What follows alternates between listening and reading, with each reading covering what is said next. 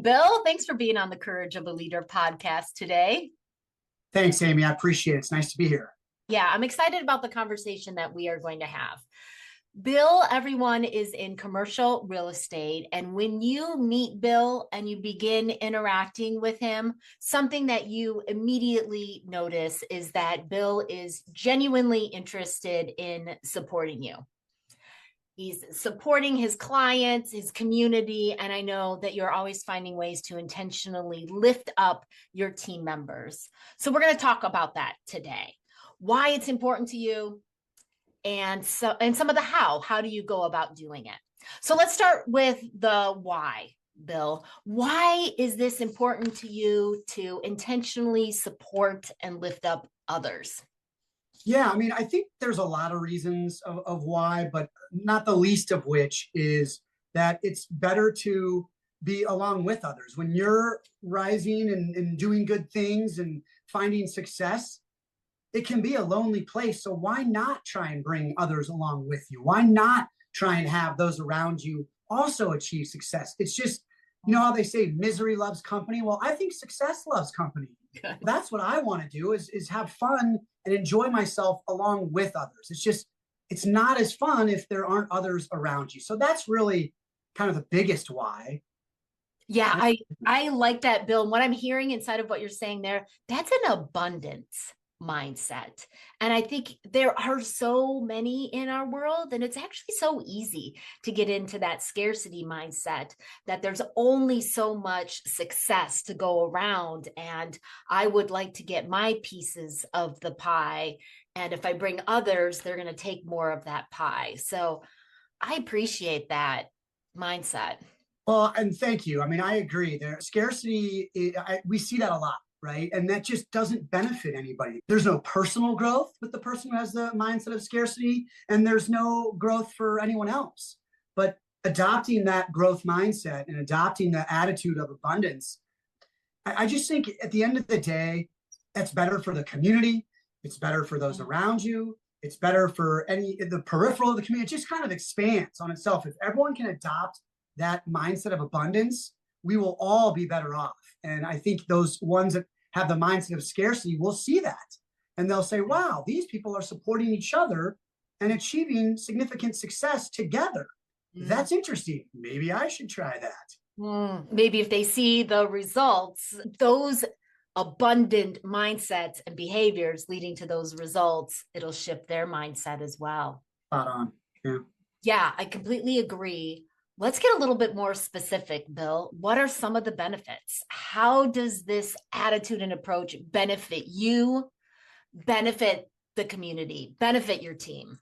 Yeah, ultimately it does come down to that giver's gain mentality. I firmly believe that the more I give, the more I get. So I don't want to come off as acting as if I'm Mother Teresa, just trying to help any person that I can. It really is targeted ultimately to enhance my success, right? So it's a selfish reason. Yeah. However, it is rooted in giving and uplifting those around you. That's where it starts. And so how it's number one, it's about referring clients to other clients of mine, referring them potential business. So if they can grow their business, they might need more space. That's a direct benefit to me. And so instead of trying to get my clients and prospects to work with me because I'm telling them that I'm great, how about I add value and build trust by introducing them to potential clients or referring them to new opportunities of business or bringing them to an event that I host where they can meet a bunch of potential clients. Mm-hmm. When I can do something like that, which is providing direct value to those in my sphere, ultimately they then look to me as a supporter, as a friend, as an advisor, and they'll come to me when they have real estate needs. And oftentimes, Amy, one of the things I love is when they come to me and say, do you have this type of a service provider, whether it's an insurance broker, an attorney, a wealth advisor, whatever it might be. I take such great pride and I'm so honored when someone will call me, reach out to me to say, do you have a good service provider in this area?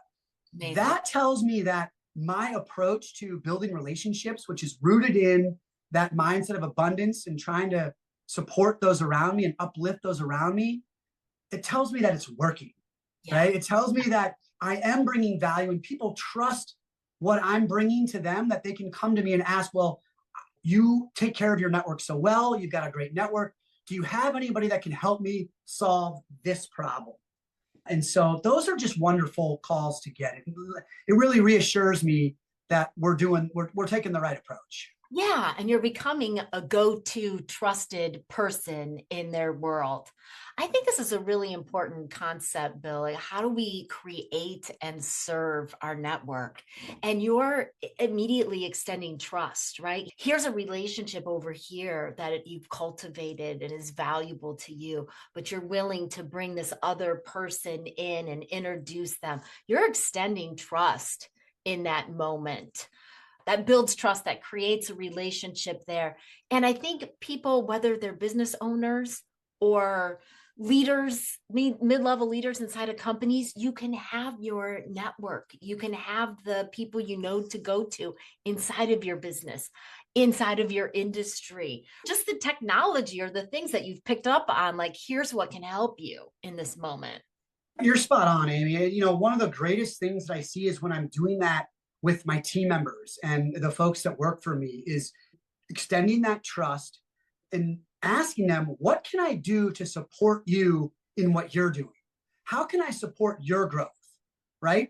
And so there's two sides to that coin. One is I'm here to help you. I'm here. First, I want to extend trust for you to do what I'm asking you to do, but in the way that you think is best.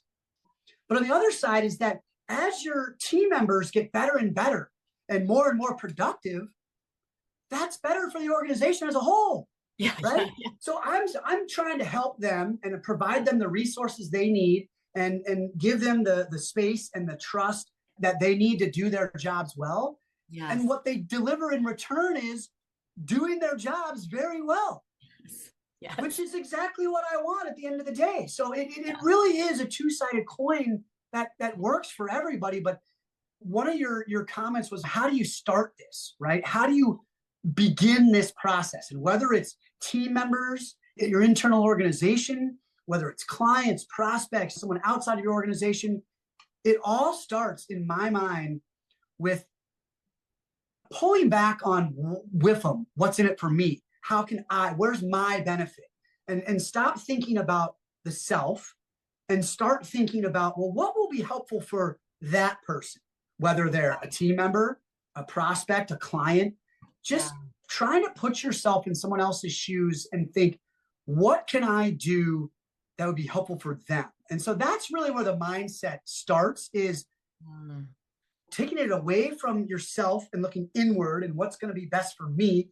Although keep in mind, I do feel that this philosophy and this practice is better for the individual that's practicing it, that abundance mindset. Yep. But ultimately, you've got to take a step back from what's going to be best for me in this moment and switch that thinking to what's going to be better for the person in front of me in this moment. Yeah, I like it.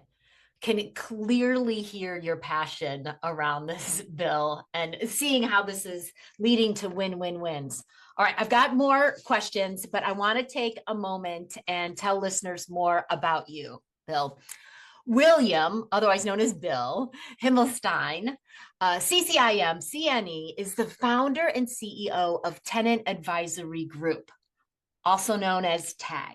Bill has been a tenant representative broker for 23 years and started TAG in 2008 after gaining experience at several of the major commercial real estate firms in Chicago. He has completed over $1 billion in commercial transactions with his typical clients, including private practice physicians, professional service firms, technology-based businesses, and manufacturers. He's been a guest at UIC, DePaul, and Columbia College. He's spoken on behalf of the city of Chicago, as well as to the American Bar Association. Bill hosted a digital real estate show through Advisor TV and was a founding member of both the Coleman Circle for Entrepreneurs and the Chicago Leadership Alliance. Bill prides himself on acting with a high level of integrity, accountability, responsiveness, and determination in achieving the best possible deal terms for all of his clients. His expert advice and market knowledge has also been featured in over a dozen news articles, podcasts, and radio interviews. And today we are honored to have him add the Courage of a Leader podcast to that list. Thanks for spending some time with me today, Bill. Well, it's my honor to be here. I've always wonderful things come out of your work product and the things that you do out in the community. So for us to kind of be connected and have an opportunity to do this, I'm just absolutely honored. I appreciate it. Yeah, thank you. Thank you for being here. And when I was hearing you talk about the how and where to get started, I clearly you're talking about put yourself in their shoes from their perspective. What would be helpful for them? It's really easy for us to think of what would be easy for me to do? What would I want them to have, right? And rather than what do they really want? I also heard you say, ask. How can I support your growth? How can I make your job, your work easier? Anything else that you advise about? How do you find what's truly valuable to them? Yeah, absolutely. I mean, I think the key here is to not be seen as a vendor or someone trying to sell something to somebody or telling your team members what to do and how to do it, but rather being a partner. That's really been the key of my entire approach, whether it's external or internal, is wanting to be a partner with somebody and say, look, we're in this together. What can I do to support what you're trying to accomplish? Whether that's a team member, whether that's a client, whether that's a prospect. That is a very disarming question. What can I do to support you? How can I support your growth? That's not what people are expecting. Their internal team members are expecting you to tell them what to do and how to do it. And clients and prospects are expecting you to tell them what you're going to sell them and how you're going to sell it to them. And when you kind of take off the sales hat, by the way, this is also true in parenting. I've got a 12-year-old and a 9-year-old, and we have been learning so much about how it's not about the demand and telling them what to do, but it's about phrasing it in a way and having that conversation, partnering with them. Like, hey, we need to get our teeth brushed. Would you prefer to do it now or keep playing on your iPad for another 3 minutes and then do it after that? Yeah. Now, all of a sudden, it's their choice of when they're going to brush their teeth. But guess what? They're still brushing their teeth. Yeah. And so it's kind of that psychological approach to, look, let's partner. You've got somebody here that's willing to listen. And after I listen to what you're saying, we can come up with a solution together that's going to work best for you. I think it's that type of collaborative approach that builds stronger relationships, builds trust, and ultimately leads to better results. Yeah. And what I think it does, Bill, is when you talk about partnering, when you talk about collaborating, there's something that we need to accomplish, right? We need to brush our teeth and put these books away and whatever, and then we're going to be in bed by X time of night, right? How are we going to get there together? But when you're partnering, when you're co-creating, that takes it away from something that feels more transactional. You're not saying, oh, you brush your teeth and then I'll read you a book and then this will happen, which I think that we can feel when it becomes transactional in the workplace. You hit on something so spot on, Amy, because if you look at the commercial real estate industry, it is by nature transactional. Okay. What I was taught at the big firms that I work for is go after the transaction, get hired, close the deal, get paid, and move on. I mean, 100% treat it as a transaction. And I understand the way I'll be compensated is when a transaction closes. Sure. I know that I don't want to be sold to. I don't want someone coming up to me and telling me what I should or shouldn't be doing. But if someone comes up to me and wants to collaborate me and encourages me to achieve an exceptional result, well, that sounds a lot more exciting, a lot more interesting to me. And so that's really the approach, is just working with others to achieve a greater result rather than telling people what to do. It's that that's collaborative approach, I think, leads to better results for all the parties involved. Yeah, when you have that collaborative approach with clients and possible clients in your network, then when someone has a need for that transaction, you're someone that they think of, right? And 100%. all Yeah. leaders want this. If we have a collaborative relationship with our team members, then when they're having a problem or they need to talk something through or they need a sounding board, they're going to come to you. And we want to know. Leaders want to know what's going on with the team, whether it's good or bad or in between, because it's going on with the team, whether Right. we know about it or not. And if we know about it, then we can help positively influence it.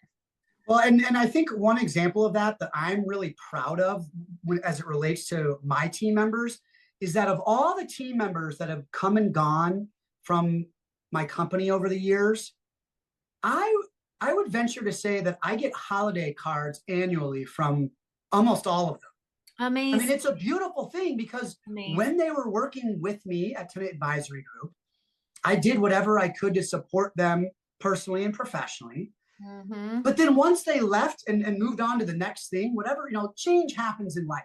I certainly don't take things personally, but when they move on to the next thing, whether it's still in real estate or not, we have still stayed close. We have still reached out to communicate with each other and bounce ideas. We still collaborate with a lot of the folks that are still in real estate. I still collaborate with them. I still work with them. And Okay. to me, I would much rather go about my life building bridges rather than burning bridges. It just feels good. You can look in the mirror and be okay with what you see, and you run into people socially, and they have a smile on their face rather than a scowl on their face. So, in my mind, I really do believe that's the a better way to go about your life is building bridges, not destroying bridges. I'm not sure of the best way to articulate what I just saw in my own mind when you were describing that, Bill. It can be really easy to think like, okay, I'm a leader, I'm supporting this team member, and now they're growing, and now they've moved on and out, and now like my efforts are wasted and they're giving their efforts somewhere else. But you've defined your sphere of influence more widely.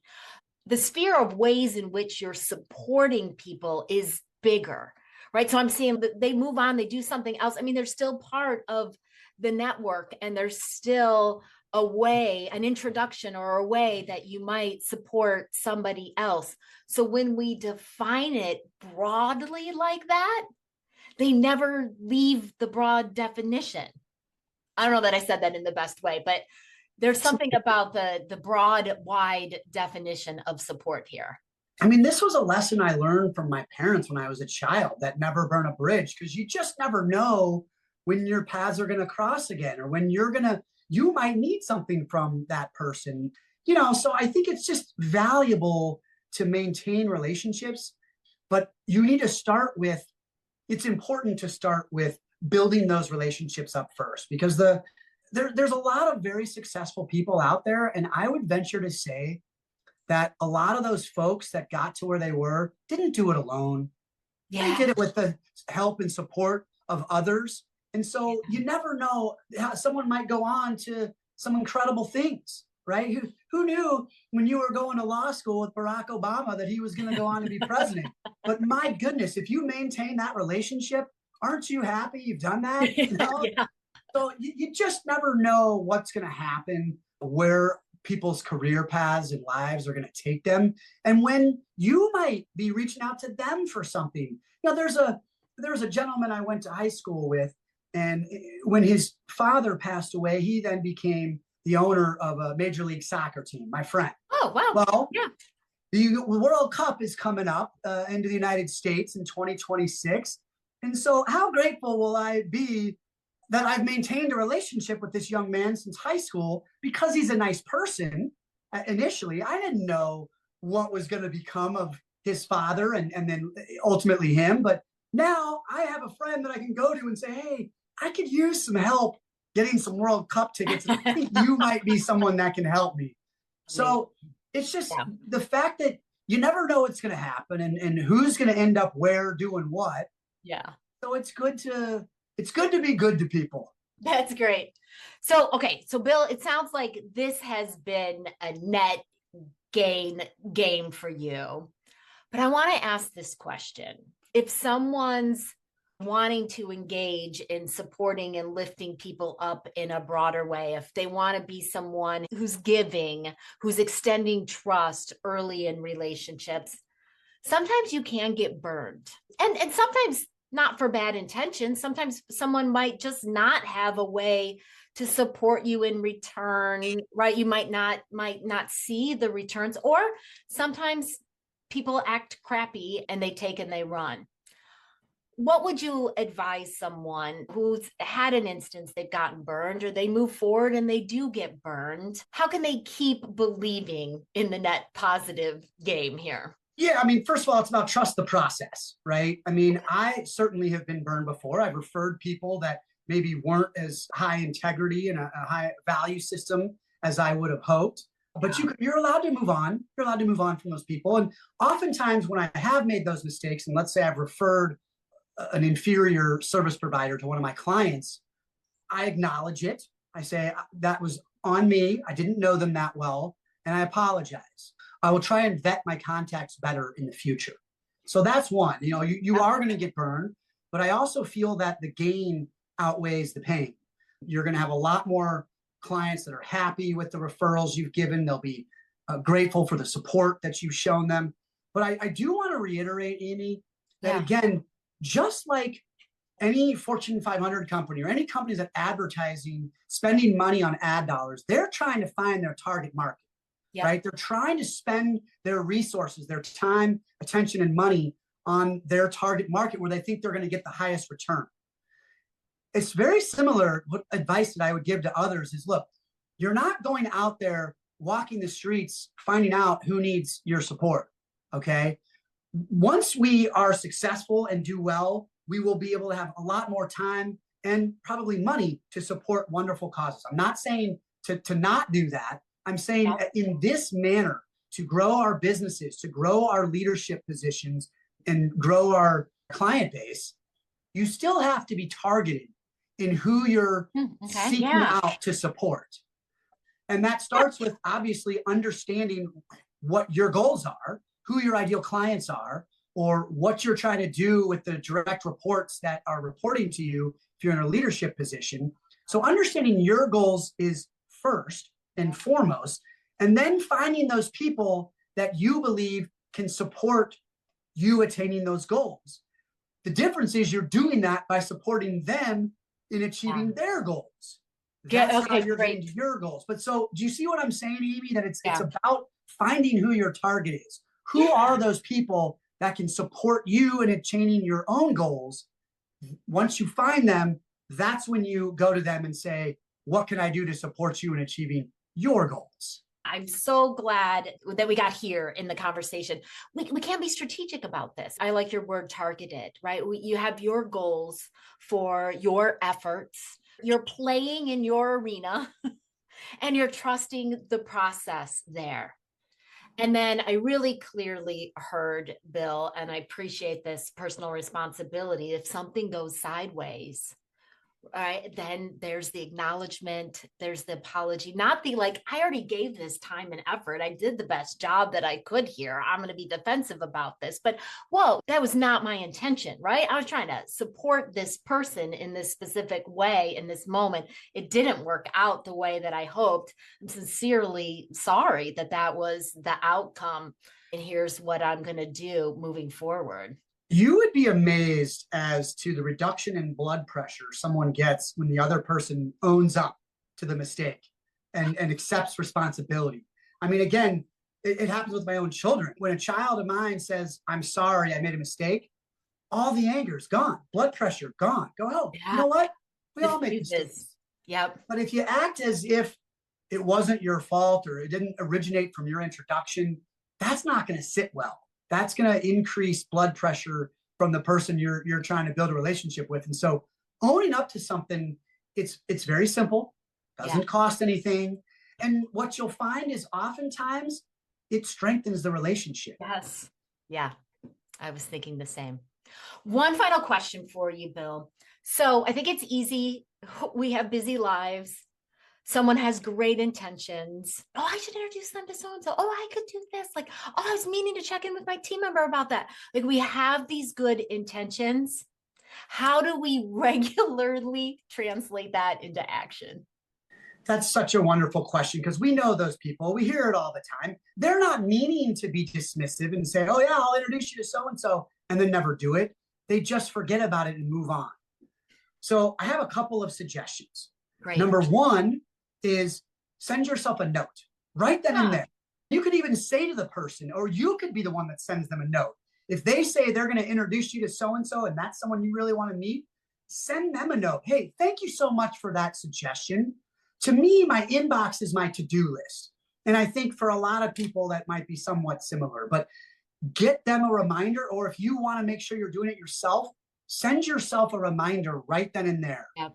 That I'm going to make this introduction. I'm going to facilitate this connection. I'm going to do what I said I'm going to do. Yeah. Right? Because doing what you say you're going to do builds trust. Indeed. Not doing what you say you're going to do erodes trust. So sending yourself a note is one. The next suggestion, and this is a really good one, especially for people who are just getting into this kind of giver's gain philosophy, schedule the time. Schedule the time to do this. Mm-hmm. Block off, even if it's an hour a week. That's nothing, right? That's barely any of our time. But even if you can put that into your calendar and adhere to it, all of a sudden it starts to become a habit, right? And then maybe you put in 2 hours a week or whatever. That to me, sending yourself the reminder and scheduling time to serve as that connected connector, to serve as that supporter of those around you. Scheduling the time then makes it real. It makes it part of your routine. And then you start doing it. And once you start doing it, you'll start to like it. You'll enjoy it. It'll fuel. Giving feels good, right? Nice. And once you start, you'll probably keep going with it. I love that practical guidance. Get it in your existence systems, right? However you manage your to-do list, however you manage your time, get it in there and have it blocked off, and then keep that appointment with yourself and the others who are going to benefit from it. Bill, this raised my energy, our conversation today. Good. Thank you for spending the time with me and sharing the mindsets, the practices around how we can give and lift those around us up. It's my pleasure, Amy. And this is a great conversation. Hopefully we'll have lots of listeners and they will try to do the same thing as we are. We need some more of this in our world right now. Thank you, Bill, for the time. Thank you.